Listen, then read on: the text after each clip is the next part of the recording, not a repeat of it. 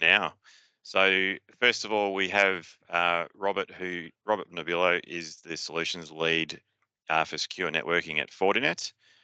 We have Alan Briggs, who is the CEO at Shield, and Scott Mathrick, who is the technical director at KMTech or KMT. So what I'll do now, I'll just go around to each of the panelists just to provide a brief introduction to you, a little bit about themselves and where they're from. So we might start with Rob. If you could tell us a little bit about yourself, Rob, and Fortinet. Sure. So, Robert Noble, I'm the solution lead for Fortinet Australia, looking after secure networking. So that's our converged platform across SD-WAN, SD-Branch, ZTNA, and SASE. Been in cyber for about 10 plus years, been in IT as a whole for about 20 years. So bring quite a bit of experience to the table. Right, thanks, Rob. And we'll go over to you, Alan, next. If you can just introduce yourself and a bit about Crisis Shield. Yeah, thanks, Chris. Alan Briggs here, CEO of Crisis Shield. Been in crisis management for about the last 35 plus years, and just interesting to know over probably the last 3 or 4 years, particularly a massive increase in working with clients to prepare and respond when they have a cyber incident. That seems to be the top threat to the businesses at the moment. So yeah, working to prepare and then also respond if you have a cyber event. Right, thanks, Alan. And last of all, over to Scott Mathrick, the Technical Director at KMT. Scott, if you can also introduce yourself to the audience, and also from there, we'll sort of launch into the presentation from there. Yeah, thanks, Chris. So again, Scott, Prof Services Manager here at KMT, and I've been working on our cybersecurity platform for about the last 5 years. So not only do I head up our professional services team, we also work in conjunction with our SOC to make sure that our cybersecurity platforms are always evolving. Great, thanks, Scott. So with that, we'll now launch into the presentation itself. So Scott, we've sort of covered at the beginning of the discussion just about what the items are that we're going to be covering in today's session. So I'll hand over to you now, and you can start taking us through it. Yeah, thanks, Chris. If we can get that next slide up for me, please. There you go. Thanks very much. So first of all, we'll go over some stats that were released last year from the ACSC. So if anyone doesn't understand what that stands for, it's the Australian Cyber Security Centre. And that's the foundation that provides the framework for the Essential 8 here in Australia. So what we've seen in the last year at the top business risk is obviously having a cybersecurity incident within our businesses. So if we look at what's happened last year, and especially past the post-pandemic as well, we've all gone to cloud-based solutions. We're all using SaaS products now. We're working from home. We've also got supply chain management integrated with all our other systems. So we're seeing a lot more attacks happening. The average ransom last year was $276,000. And again, these are Australian-based numbers. So this isn't globally. This is what relates to us here in Australia. Average breach was $276,000.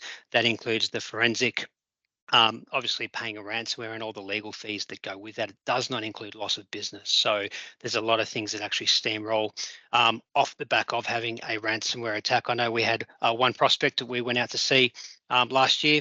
They had Dropbox, and what they did, they shared Dropbox with all their customers. One of the third parties had a ransomware attack. They didn't know about it. It was over a weekend. It encrypted the customer's data, and then it found its way through Dropbox or the supply chain back into their network and encrypted all their data. So we're seeing it all the time. It's happening quite often.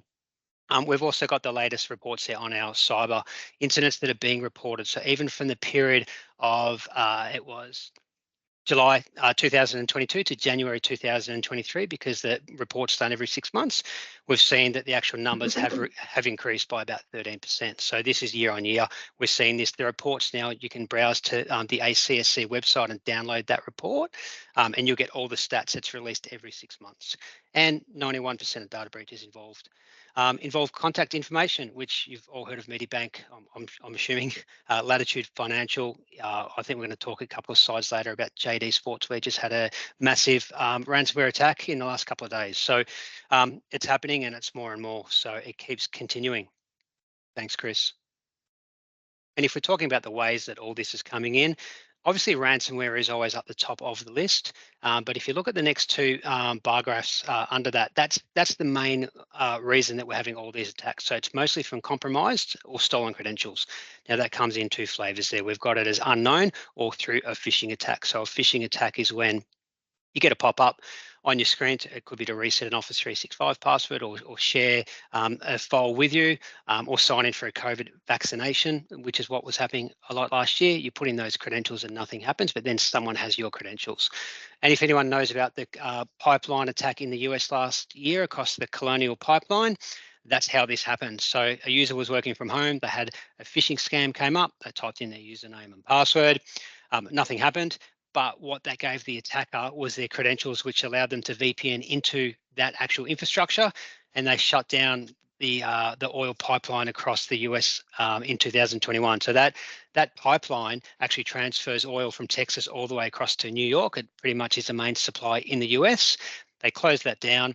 They ended up paying a ransomware of $4.4 million, and then it was about 5 days downtime to actually get that back up. But if you look at the flow-on effect from that, there was flights cancelled because they couldn't get petrol out. There was panic buying, and there was service stations shut down. So a huge effect. Obviously, much bigger global player, but we're seeing it a lot in small business as well. And then obviously brute force attack is one other. We take on new clients monthly. The first thing we do is what's called an audit and assessment of the network. We use some special tools. We put them in there to see if their servers are secure. We've had instances where we've had a server listed in there and they're getting 60,000 attacks a day on that server because it hasn't been locked down properly, and someone's found that externally, and they're literally just using programs to try and brute force and crack those passwords. Thanks, Chris.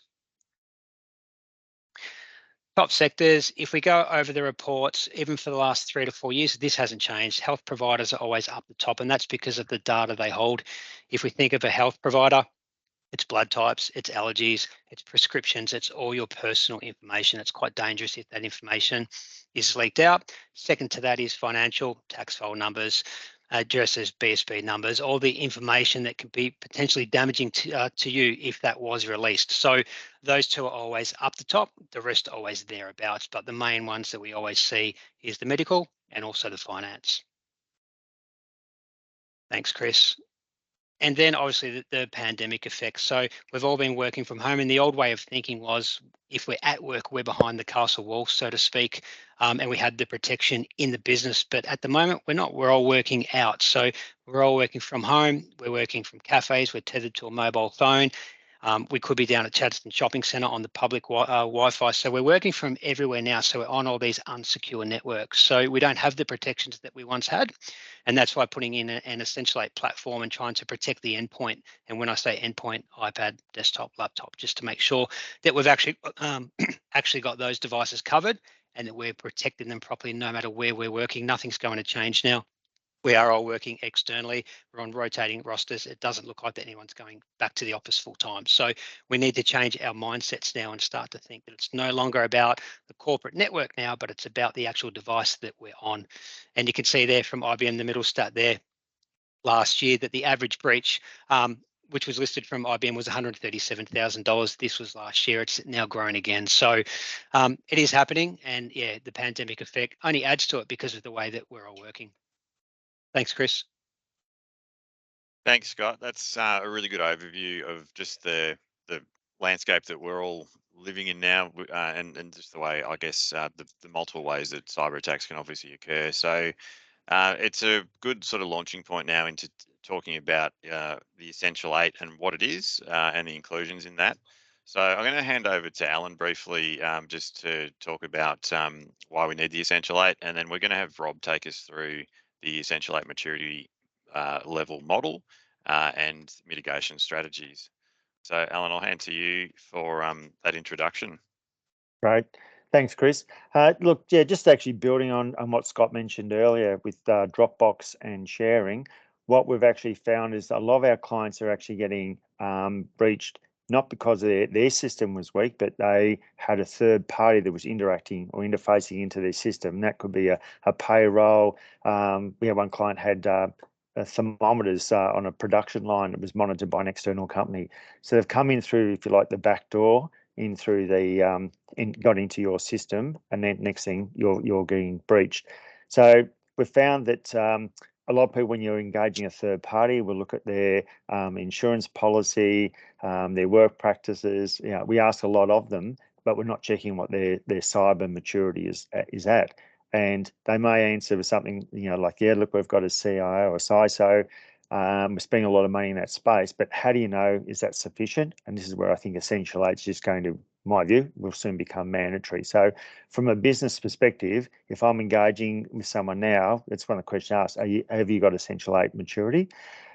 Of course, that then reverts back on us. If the expectation is that people that we're engaging with at that level, it's only fair that we should be reaching that ourselves. And again, from my company's perspective, we're now going to use it as a point of difference. So when we're pitching for work, we're going to be able to say, well, we're at Essential 8 level 2 maturity, so we're a safer company to be engaging with. So I think just moving down forward, there's from two perspectives. There's the people coming into your business and the people that you're doing business with. The Essential 8 is going to be a benchmark it's going to be very much entrenched as we go forward. Right, thanks, Alan.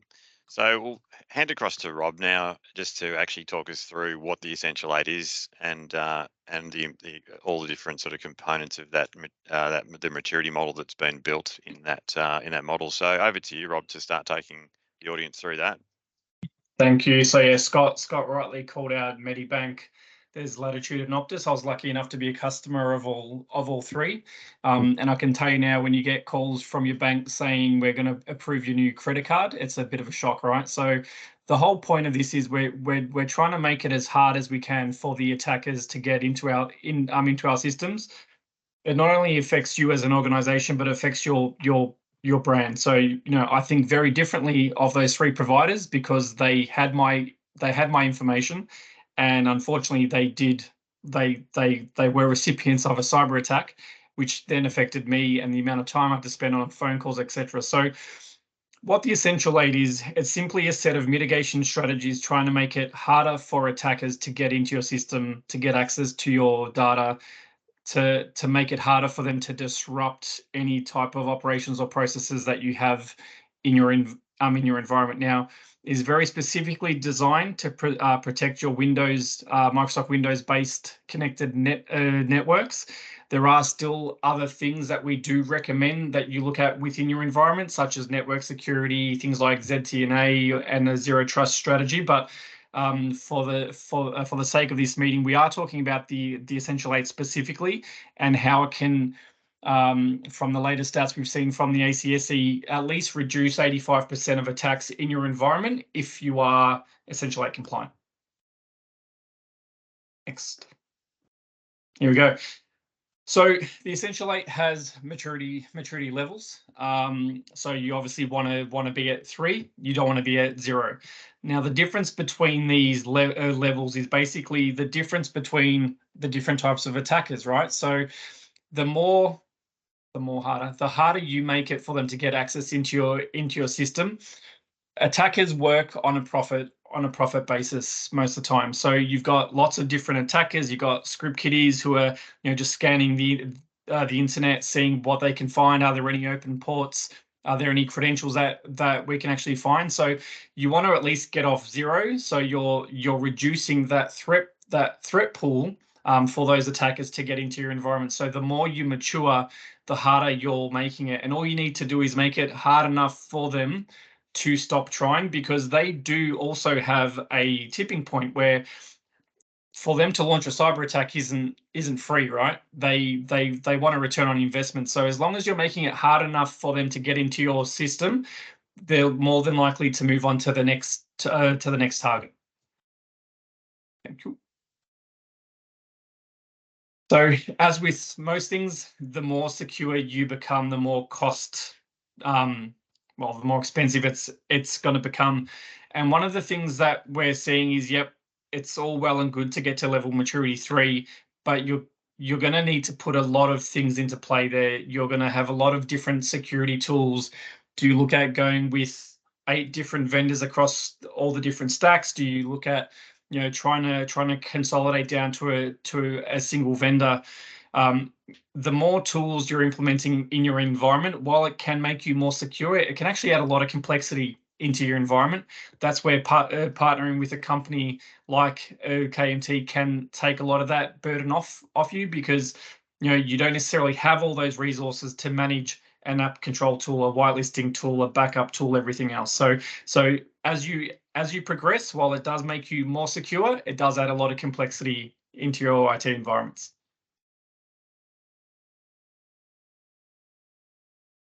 So what we're seeing is from the Essential 8 perspective, we're looking at resonate, differentiate, and substantiate. So from a resonate perspective, understanding what the problem is, what we're trying to actually solve, and the emotional side of it, why act and why act now.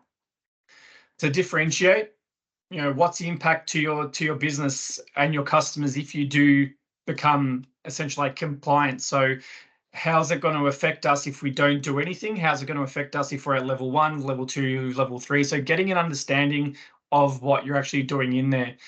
And from a substantiate perspective, it's all about trust, culture, and business outcomes. So looking at the Essential 8, how can you build trust not only internally within your own teams, saying that, hey, we're going to protect all of your data, we're going to keep you safe. If you're working in factory lines, etc., and it's not just a cyber side of things. From they're going to steal data. They could take down systems. They could take down a water plant. That could have detrimental effects on people's health. So looking at improving cyber resilience, limiting the impact of a cyber attack. Yes, we're trying to prevent as much as we can, but there are going to be instances where they still find a way in. So once they're actually in, how do we limit the impact of that attack? And that's through things like mitigation strategies, reducing the attack surface. So if they do get into your environment, how can we limit how bad it actually becomes? All right, so the Essential 8 is broken down into 3 different parts, right? So we've got preventing attacks. So obviously the best thing is to stop an attack before it gets into your environment. So things like application control, and I'll cover all these in the coming slides. Patching applications, configuring Microsoft Office macros, and user application hardening. But in the occasion that they do get past our defenses, and we can't always prevent everything because attacks are adapting and evolving every single day, how can we limit the extent of those attacks? So through things like restricting admin privileges, patching operating systems, and multi-factor auth. So if they do get a user credential, it doesn't matter if you've got multi-factor auth, you're making it harder for them to actually get into your system and move laterally. Last but not least is regular backup. So if they do take our data, making sure that we can recover that data as fast as we can. And it comes down to something that both Scott and Alan have said. We've seen a lot of companies pay ransoms. There was a meat supplier here in Queensland who actually have an office over in the US as well. They paid an over $1 million ransom because they were able to encrypt their systems, take their systems down, and for them to be able to recover data to a certain point. And if they worked out how much it was going to cost them as a business if they couldn't manufacture meat or produce meat, it was worth them paying an $11 million ransom because it would cost them more to be down for over a week trying to recover all that data. So, when I'm having conversations with boards and with organizations, look, we don't want to pay the ransom, but you still need to be prepared in that instance because you don't know, and you need to identify what the actual impact is going to be to your business. All right, so now jumping into the actual Essential 8. So first, if we are looking at preventing attacks, nice and simple. First, application control. What's application control? Making sure your users aren't accessing things that you don't want them to access. So controlling it down to, I think the last stat we saw from a Shadow IT perspective was we've got almost 1,000 applications our staff are using. 100 of those may only be sanctioned. So it's making sure that any unapproved apps can't be loaded. No one can access them because you don't know what you can't see. And so there are going to be applications that might be more susceptible to malware, ransomware, malicious files. So the way to stop that is don't give people access to what they shouldn't have access to. Patching is another big one. Both patching of applications and of operating systems, which we'll see on the next slide. But the latest stat from NIST was saying that 95% of all cyber attacks that they were tracking, all those applications had a patch available for at least 12 months. So the reason why this mitigation strategy is so important is we're trying to make it as hard as we can for them to get access into our system. So vendors are generally pretty good when it comes to vulnerabilities. And so as soon as those vulnerabilities are out, you need to identify, is it worth me patching it? Do I need to actually patch it? Because you don't want to give them easy access. So it's the equivalent of leaving your front door open and not actually locking it. Configuring Office macros, shutting down macros when they're not actually required. And we saw 5 years ago quite a lot of cyber attacks coming through with Word documents. So most systems will allow a Word document. Most sandboxes won't pick up a macro instantly. And we saw a lot of instances where someone would send a CV through, and on page 2543, that's when the macro would kick in and then gain control of that system. So being able to lock macros down when they're actually not even required. User application hardening, quite simple. It's in the name. Harden your systems. Make sure people can't do what they shouldn't be doing. Don't give them the ability to accidentally or even maliciously do the wrong things. So doing things like locking down web browser usage, what they're actually using, any add-ons they've got on those web browsers. We've seen a massive increase in Chrome extension exploitation. So being able to reduce that attack surface once again, and making it harder and harder to get compromised by things like malicious websites and instant installing of malware onto your systems. Okay, now we look at limiting the extent of those attacks. So restricting admin privileges. So we're seeing a lot of credentials on the dark web now. And if those admin users are within those credential lists, it's being able to reduce how much they can move laterally within your environment.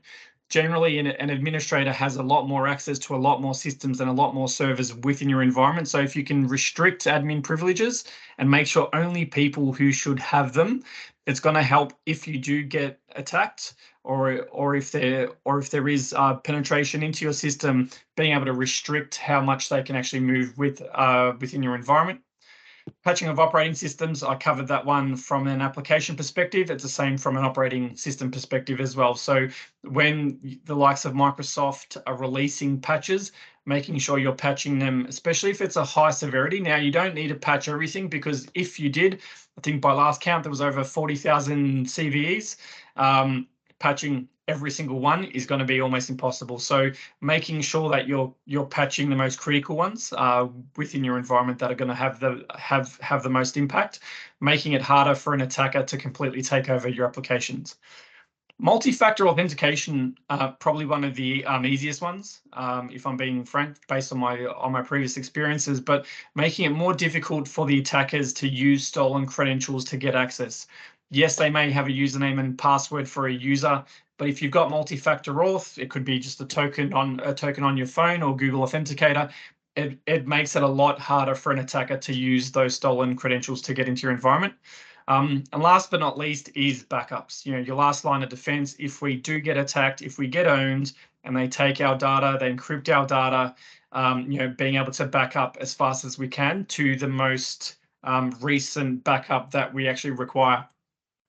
What we're seeing as well are double extortion attempts. So they're not just encrypting your data, they're actually deleting it as well. So there's one thing, if they encrypt it, you can back it up, but we've actually been seeing a rise of people just wiping everything. So wiper malware coming through. So, they've actually got two different extortion attempts. We haven't just taken your data. So we haven't just encrypted it. We've actually deleted it off all your systems. So backups are important as well.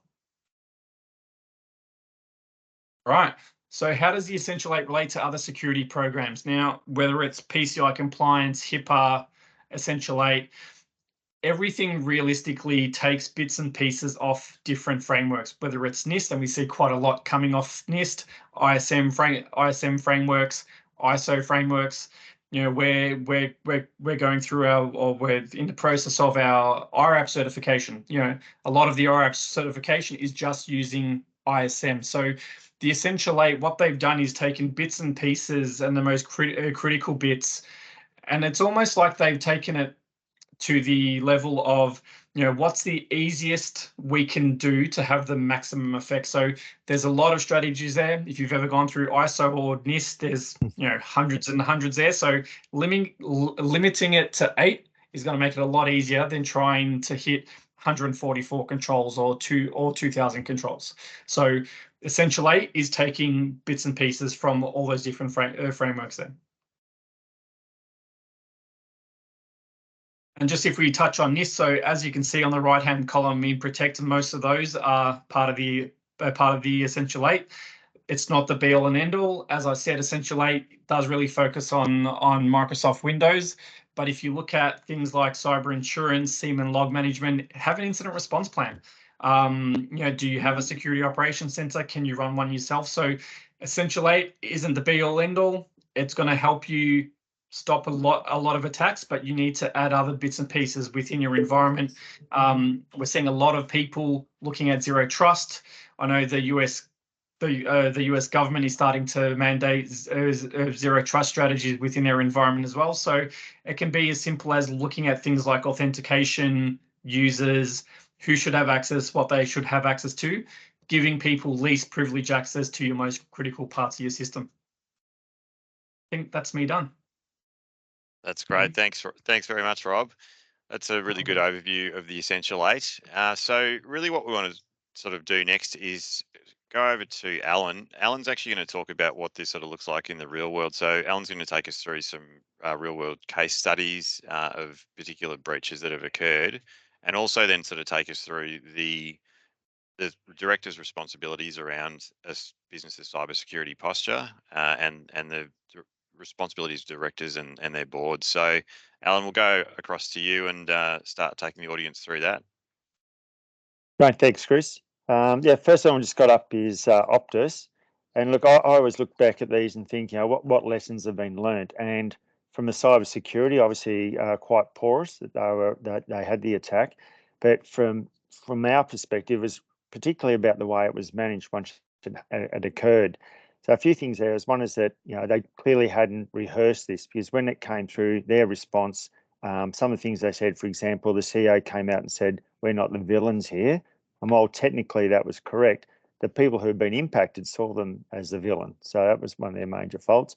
If anyone cares to look or Google the Trainwreck interview, their director of communications went on 2GB radio and talked about the event, but actually talked about how she'd been personally impacted, and it was a horrific interview. So what I'm looking at there is a very major corporation failed dismally in the way that they responded.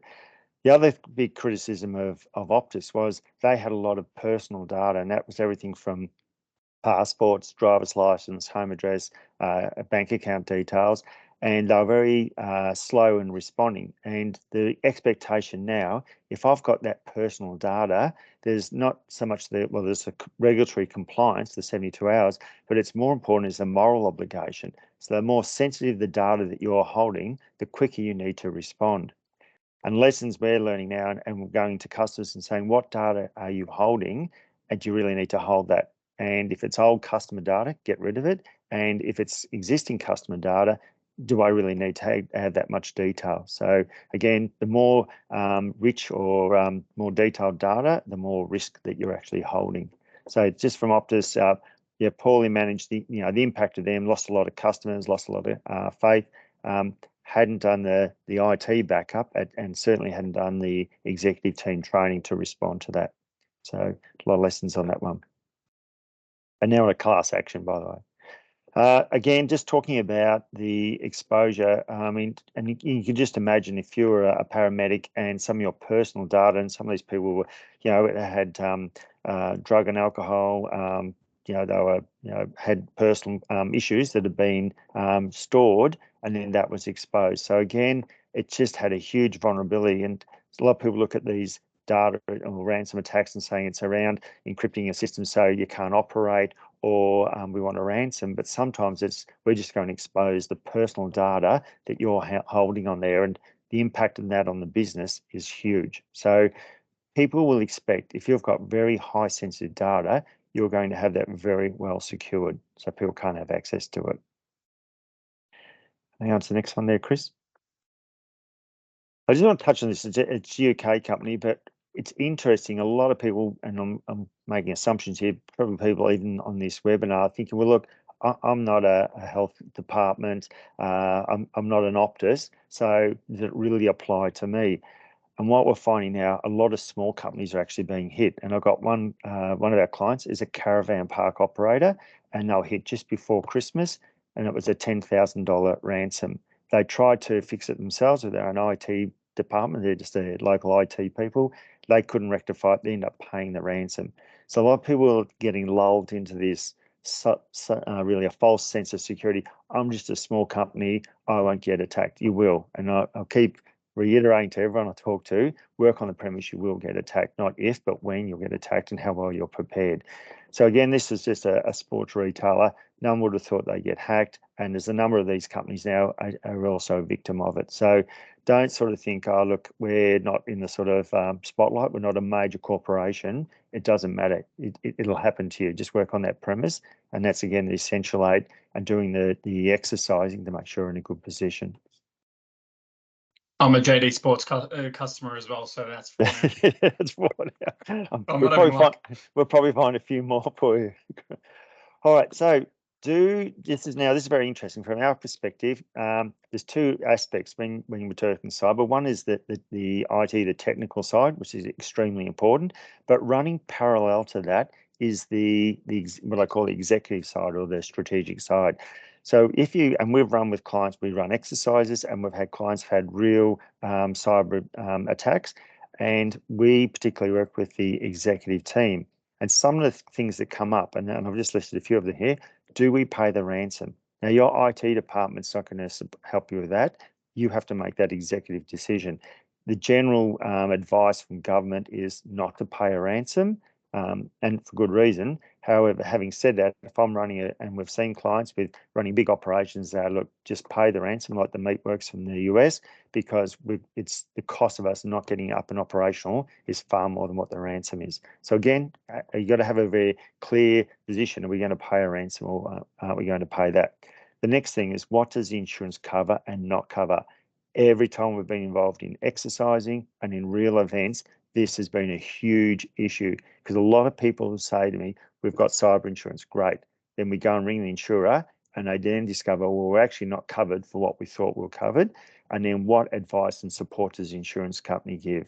And trust me, if everyone get off this webinar now and ring your insurance company and say, what does our insurance company cover, policy cover and not cover? And what support would you give? I think you'll be very surprised.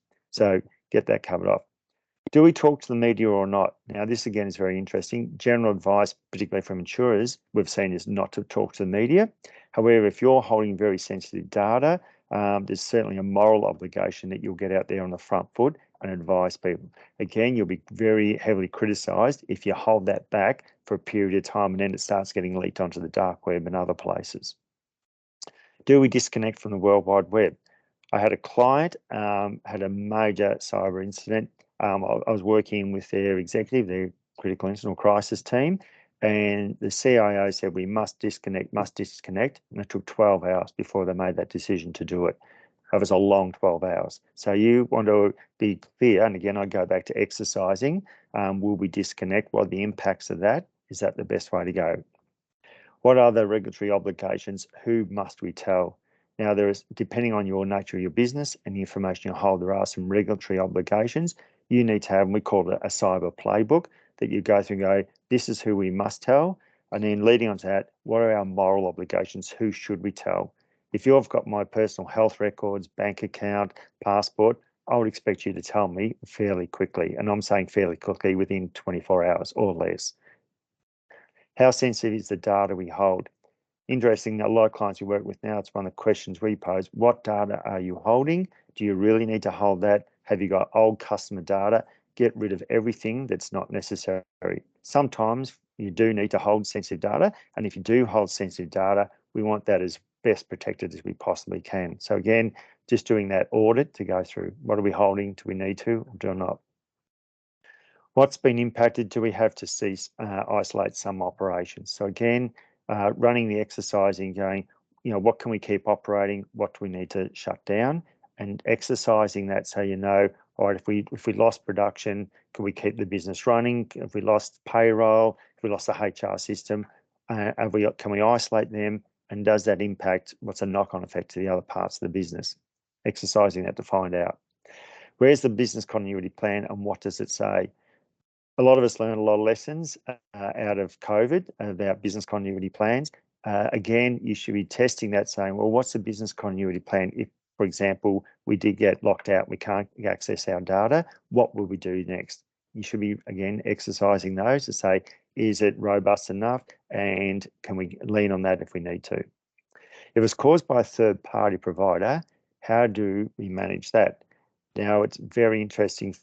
We've seen both sides of that. If you're hit by a third-party provider, our advice would be to publicly, you have to own that. And I think Perth Mint is one good example I can recall where they had a third-party provider had been breached, impacted the Perth Mint, but they came out and said, this is still our problem and we take responsibility for it. Now, behind closed doors, probably a very different conversation with that third-party provider, but public-facing, if you've engaged a third party and you've been impacted, you've got to represent that and manage through that. So these are just some of the things that come up in cyber events that we're finding through exercising and real events. And again, a lot of people say, oh, look, just go to the IT department. And looking at these, just these few things I've brought up here, the IT department are not going to help you on that. They're busy patching, trying to discover what's been impacted, trying to recover. They can't help you with this, and neither they should. So this is the executive team need to be on top of this. Chris, I think to me. And again, just going back into the cyber, so what's the board's responsibility here? Now, this is very interesting because they're going under section 180 of the Corporations Act. It says that you should show duty of care and diligence. So what does that actually mean? Now, for us, we're saying, for example, the government's put out there about the Essential 8, and that's, to me, is now becoming quite a solid benchmark. Well, if you're not compliant to Essential 8, which the government's put out as a guideline, why not? So people will be looking at that. And the other one they'll be looking at is, well, have you done any testing? So have you actually tested to see that we've got it, and usually by an external, to say, look, we've not only installed Essential 8, we've then run some testing on that, and we're comfortable with the position we're in. And that, to me, would be a fair expectation from your stakeholders if you've had a cyber incident. We're finding that a lot of people are accepting that companies will get hit with a cyber attack. So if you like, there's been a bit of an acceptance that will happen. It's how you manage it is then where you'll be criticised. And this due diligence around, have we installed, Essential 8, and have we been had some testing to make sure that we're at the right level. Interesting, if you do the research, one thing that's coming up is a lot of board members are a little, I'd say, frightened, but they're not technical people. So they might bring in the CISO or the CIO who'll start talking, and they're sitting there going, I don't actually understand what's happening here. And one way to work around, or a couple of ways, one is that you have your risk people have a technical component so they can understand the IT implications. And again, the other thing is that, well, what is the best practice? So again, I keep going back to Essential 8, and have we exercised this by a third party that we're confident if we did have a cyber incident, we could manage it well. So these are the things that we're seeing are coming up all the time to put the board in the best position to hand on heart go to the to the media, to your stakeholders, to government, and saying this is what we've done, and that'll be accepted as being good practice or best practice. Thanks, Chris. So takeaway, what we need to talk about here, your enterprise management must include regular ongoing consideration of cybersecurity. That's interesting. This is not a set and forget. It's I think Rob mentioned it earlier, is that it's an ongoing maturity. We can't just put this in and then just turn away and forget about it. We've just got to keep refreshing and looking at that. Addressing cybersecurity and managing risk as a director's duty. Again, Essential 8. We're doing the test, the exercising, and we've put ourselves in the best position. And if you could imagine, if you had to go and face your key stakeholders and say, what have you done? You'd say, look, We've installed Essential 8, which is the government recommendation. We've been doing some exercising on this. That will put you in a fairly good position to confidently face the people who are asking questions. Changes to the duties. ASIC has now indicated its willingness to prosecute companies that fail to implement cybersecurity measures. And again, these, what we just mentioned today, are the things that they're expecting you to be doing. So if you've done that, it puts you as a director in a very strong position. So you've done what we call good due diligence. Thanks, Chris. All right. So I'll just wrap up on this. As I say, it's not easy running a business. We always seem to be loaded with more things that, we've got compliance. It's getting more and more, but unfortunately, this is not a must. We have to do this. It's not a nice or we should do this. We have to do it. So this is, in our view, and what we're seeing, globally, is this is increasing, and it's just something we're just going to have to roll our sleeves up and get stuck into. So clear roles and responsibilities. And this, again, you've got your IT side and you've got your strategic or your leadership side. Develop, implement, involve the comprehensive cyber strategy. So then this goes back to your provider and within your own IT team strategy. And again, that comes under director duties. They should be asking that. Embedded cybersecurity and existing risk management practices. So again, it's front of mind all the time. Promote a culture of cyber resilience. And again, a lot of people say, oh, well, that's the IT department's problem. It's a whole of business problem now. Everyone is responsible because, again, we've time and time again, and Scott touched on it, is that a lot of the weakness in the business is actually people with a multi-factor, working in remote locations, hotspotting off at the coffee shop, Wi-Fi. So it's not just IT, it's the whole of business. And I keep saying, plan for a significant cybersecurity incident. Work on the premise, it's going to happen one day, and we need to be prepared. Not, look, we should just fly under the radar. Work on the premise, it's going to happen. All right. That's great. Thanks very much, Alan. Really good information there of what this looks like in the real world and all the sorts of things that every business needs to be thinking about around the cyber challenges that they have that are facing them. So we're getting towards the end of the formal part of the presentation. What I'll do now is just hand back to Scott just to talk briefly about some of the challenges that are there in improving your cybersecurity posture, and also just the importance and the role that a managed services provider or a managed security service provider plays in helping businesses improve that position. So over to you, Scott. Yeah, thanks, Chris. So each time we go and meet with a new client, we're trying to break down the barrier and try and work out what's the most or the hardest part for them to put in some kind of platform. And each time we speak to them, it's mostly lack of resources. We don't know what we don't know, or we don't have the skill sets in-house to do it. And then also trying to dedicate the time to it. So trying to piece off someone that's dedicated to that role, and we can't, give someone full-time access to that role because we're also busy ourselves doing it. So, it's really hard to actually get that framework up and going and getting put in place. The other things that we have a lot of conversations about is with the stakeholders, and I think it's what Alan's spoken about the most, is really trying to understand what our responsibilities are as business owners or directors of a company. So that was actually legislated back in 2018, saying that if you're an owner of a company, you're responsible for your data. That means that you have to protect that data. So we're really going through that with all those clients, and then trying to understand how we complete a full strategy for them or an assessment just to see where they're at today and where they want to go. So that's really, if we can get those things right, it just makes that barrier of entry much easier. And then that goes over to why you would partner with MSSP. So it is easier. You can hand that off to someone else. That's on the next slide, please, Chris. But we are certified experts in that field. We've got dedicated teams. And we have Essential 8 platforms that are pretty much ready to deploy. We subscribe to the best solutions, and we maintain lower costs because we're selling at volume as well. That also removes a conflict of interest for the actual company because they've outsourced that to someone else. And we have platforms that we can put in, but also provide compliance on, and they can scale with your business as well. So I think one of the guys mentioned before, it's one thing to put the Essential 8 platform in place. It's one other thing to make sure that you keep that standard. So if that attack does happen and you have to go back to that cyber insurance company and they ask you if you're essentially compliant, you say yes, and they ask for a bit of proof and how you've maintained that. If you've put it in and then just left it and then you've fallen off that compliance, it's pretty much useless. So we need to get it in, but we also need to stay compliant with it and make sure always that, you know, as things change, that they're attended to and things are always fixed. Thanks, Chris. Right, thanks, Scott.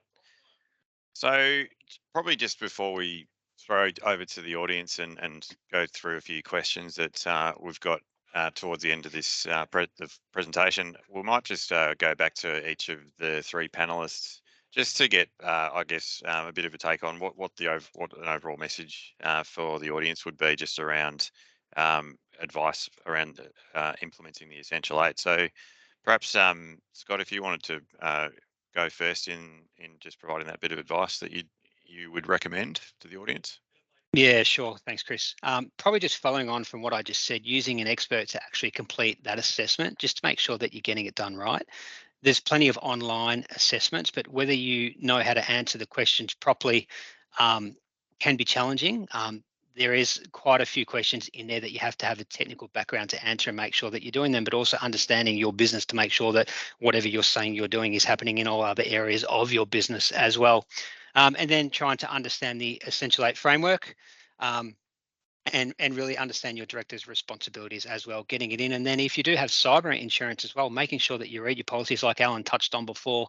We're coming across so many policies now and they're changing all the time, especially with Chubb and Astron, where they're now asking for Essential 8 compliance in those policies, which means if you tick that box and you say you're compliant and something happens, you need to prove that you are compliant. So that could be as simple as you've ticked a box that says all users have MFA turned on. Now, if something happens and the cyber and you go to the cyber insurance company because you've had a breach and they send in their forensic experts, you got 25 users in that business and only 24 have MFA turned on, and that ransomware attack came in on number 25, you just won't have cyber insurance. So really trying to understand not just doing the assessment, but the overall picture of how that's going to impact and protect your business. Right, thanks, Scott. Rob, we might go across to you next for your sure. your sort of one bit of advice for the audience. Yeah, sure. So look, it's one thing being compliant, but I think it's more of a, being across more than just the business outcome, understanding the trust you need from your own team internally. So getting the business involved, building that culture of trust, because as you start progressing through maturity, there's going to be a lot more things potentially that your team are going to need to actually do, that you're going to need them to make sure that they do it so you are compliant. So things like multi-factor authentication, telling them why you're putting it in, what the effect is, what you're trying to achieve as a company, as to why you're adding this extra step into their process. When we look at patching, and if you look at level maturity 3 of patching, you need to do it within 48 hours. So letting the team know, hey, when we send you an alert saying you need to patch your system, please click it instantly, because there are potential ramifications if we don't patch within that timely manner. There's a reason for it. And as long as you coach them and educate them as to why, A, you're going to be a lot more secure, but B, you won't have people leaving who think, oh, our systems are just too hard, we need to do all this extra stuff, I don't want to do it anymore. So keep them in the loop and keep them involved throughout the process, not just IT. Thanks, Rob. And over to you finally, Alan. Yeah, thanks, Chris. Yeah, I think just wrap up, it's just Essential 8's going to, I just work on the premise, it's going to be mandatory. So get up to that level. Interesting, the last few tenders that we're putting for, again, just ask for Essential 8 compliance.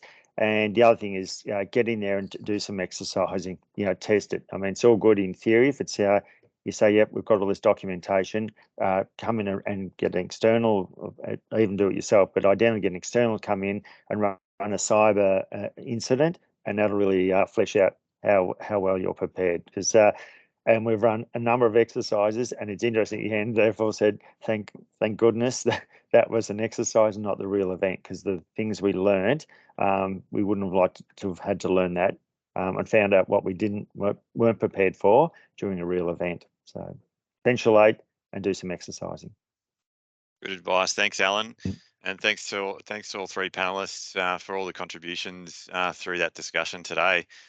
So look, we've got a few minutes left still to get through some questions. So as I said at the beginning of the presentation, if you're able to just, if you haven't already, send through questions into the Q&A section on your Teams panel or in the chat section as well. And we'll have a look through a few of these questions now. We've got 5 minutes or so just to cover off a few questions that have come through. So I might just go first to a question just around the Essential 8 and the NIST framework. And Rob, I might hand to you on this one, just to sort of make it clear for the audience what the difference between the Essential 8 is and the security framework that that's built on, which is the NIST framework. If you wanted to just sort of explain that in simple terms. Yeah, for sure. Thanks. So, look, I've actually in my previous role read through the whole NIST framework. It's a massive document. Like there is a lot in there. So I think the Essential 8 has taken, as I mentioned before, I won't say easiest. Easiest isn't the right word, but it's trying to make it more simple to, if you use these mitigation strategies here, you're going to be in a very good place. So it's taking the key elements of NIST and rolling that into I guess a more simple to use framework, rather than having to go through all of NIST or all of not ISO, or but it's the same with all the other things like PCI compliance, HIPAA. They all take things off NIST. So you're starting from a very good place. Thanks, Rob. Question from the audience from Peter. Peter's just asked, how secure are backups now? We all gladly moved off tape backups, but now they are the perfect offline air-gap backups. So how secure are online backups by comparison? Scott, I might hand to you on that one.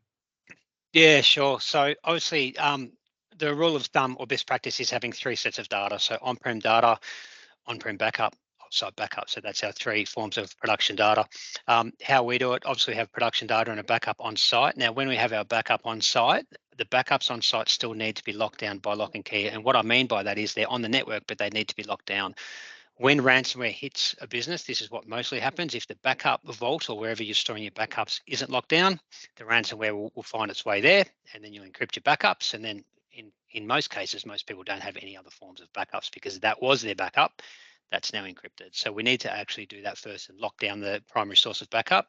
Secondly, we have offsite backup for every single client we have, and it's through a different party. So it's a different vendor. It's not the same technology.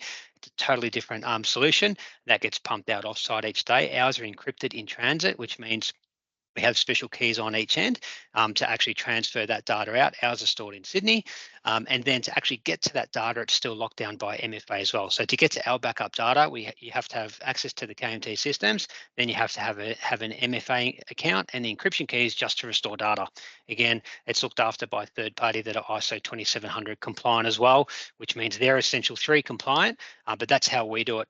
We've had to recall on it before, not for ransomware, but just to get backups. But that's the way we do it, offsite, totally secure, totally separate with a different vendor. Thanks, Scott. Just another question here around, we talked about board responsibilities. Alan, I might go to you on this one. Just as a board member, how do I know if we're in a safe position and in the context of the Essential 8? Yeah, great question. A couple of things I'd ask there is, what data are you holding? And again, the more sensitive the data, the more expectation of the security on that. Essential 8 we're seeing as a government benchmark of what they would say is best practice. So if you're not meeting Essential 8, why aren't you? And the other part of I'm a board member is saying, well, have we tested this? So on an external end, let's run an exercise where we've had a breach of some form and just walk through that from an IT perspective and from an executive perspective. So if I've got those things in line, I'm confident as a board member, if we do get a data breach and I'm interrogated about my governance on that, I can demonstrate we've met best practice within government and we've exercised it and we've proven that we were in a good position at that point in time. So to me, that's if we can do that, you can hand on heart face the the investigation or the interrogation. Thanks, Alan. Rob, probably another question to you. Just this one's just around personal identifiable information for clients. So if I'm a business that doesn't actually store any of that type of information, do we really need to get to a higher maturity level, such as maturity level 2 in the Essential 8 model? You're on Looks like mute. we've got you on mute.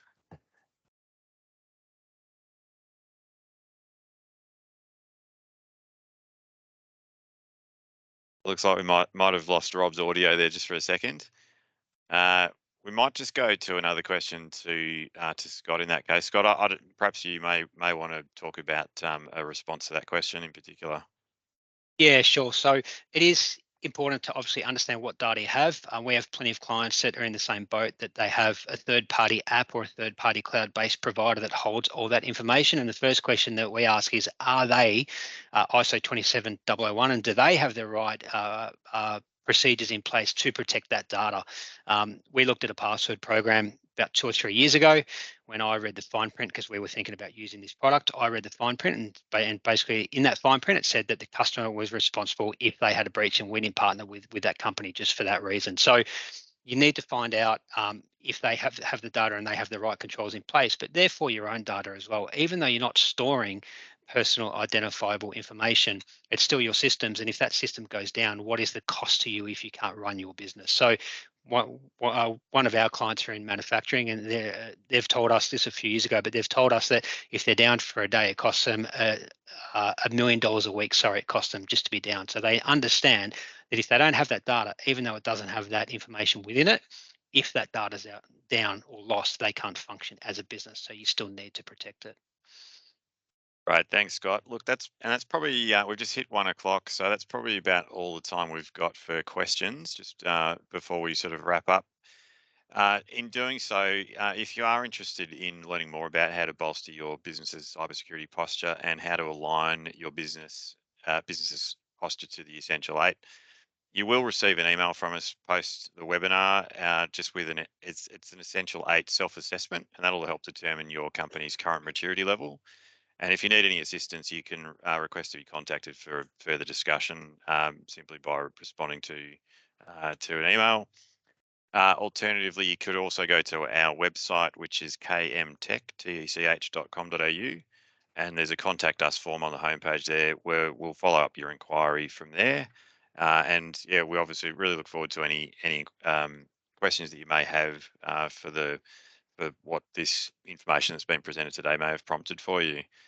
So in closing, I'd just like to thank our panelists for all of the information that they've provided today. Hopefully you found it very informative.